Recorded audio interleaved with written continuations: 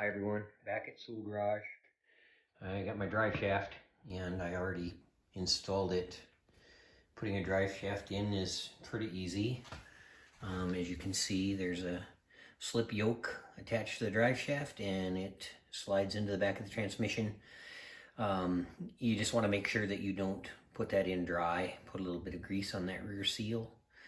And in the back, the U-joint fits into the rear yoke and fits between two little tabs, and then the U-bolts hold it in place. And you want to be careful when you're tightening the U-bolts not to over tighten them, where you can damage the bearing caps on the U-joint, and that'll shorten the life of your drive shaft. So got that in, and next I'm going to be working on headers and exhaust. As I prepare to put these headers on, got some issues. My original plan was to put some large tube 2-inch headers. Ordered those and they don't fit. Too tight. I could possibly make them work if I bent them up and to make them fit. And so I ordered some smaller ones, 1.75" headers, and those fit much better. But still, I'm going to end up grinding on the very bottom part of the flange where they hit the head bolts. And I just wish you could buy a pair of headers that would just bolt right in without having to manipulate them. Anyway, I'm going to do a little bit of grinding and then we'll get these headers mounted. You can see how tight these headers are, especially on the driver's side. We've got a proportioning valve in the way. It's difficult to get them even in place. I've ground a little bit off, but I'm still hitting on that head bolt. So I'm gonna grind a little bit more. We're really close to getting these to fit. I don't have to take much off, but just a little bit.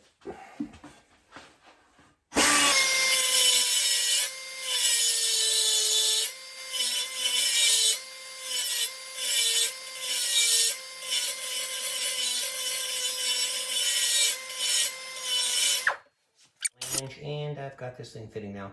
Gasket's in place, just haven't tightened it. But it's fitting, not hitting anything. Pretty close though.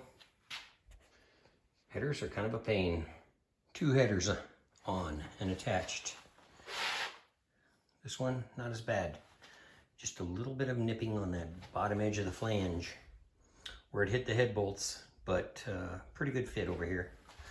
Nothing else is touching, which makes me happy. I didn't have to. Sometimes you use a ball peen hammer and have to dent the header tube to make things fit. I just had to manipulate the flange a little bit. So I'm pretty happy with that. Ready for some exhaust. I did find one little problem. Right there, the bracket that holds the proportioning valve is touching the header, so I'm just gonna nip that piece of bracket off there so that nothing is rubbing. Well, finished up the exhaust. Pretty happy with the pipes system. I would give it a big thumbs up for ease of installation and just overall quality. I'm really impressed with it. And I didn't have to cut anything except for made one collector a little bit shorter. I tightened up my headers first, and then I worked my way back. I had everything mocked up laying on the floor, and I tightened up the collectors and got the X-pipe all in place.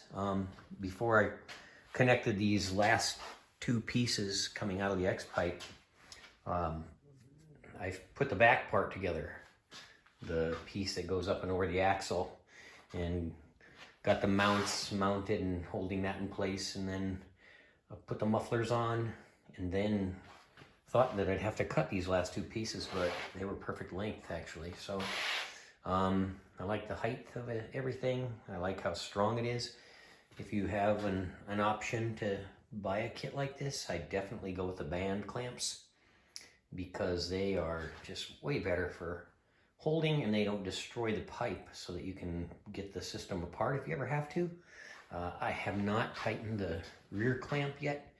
I think I'm gonna wait until I get the body back on so I can align the rear tailpipes and get them straight and pointing where I want them.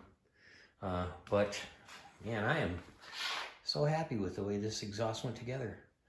And I decided, well, I better just make sure that my steering arm's not hitting the headers. I think I'm gonna be okay there.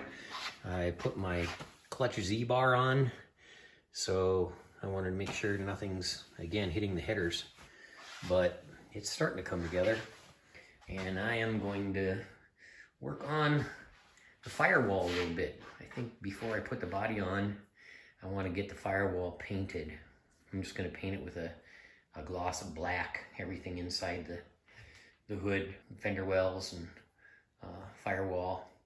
So I'm going to work on that a little bit before I put the body back on.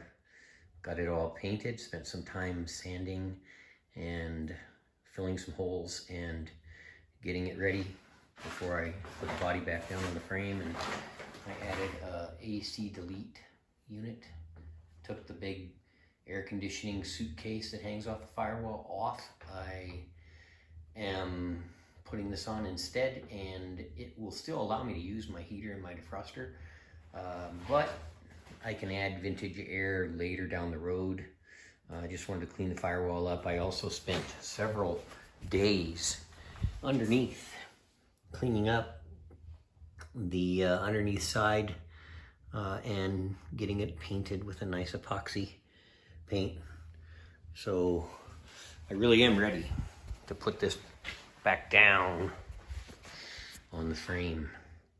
I really appreciate you watching, and my next video will be of the body back on the frame and wiring this thing up and getting it to run.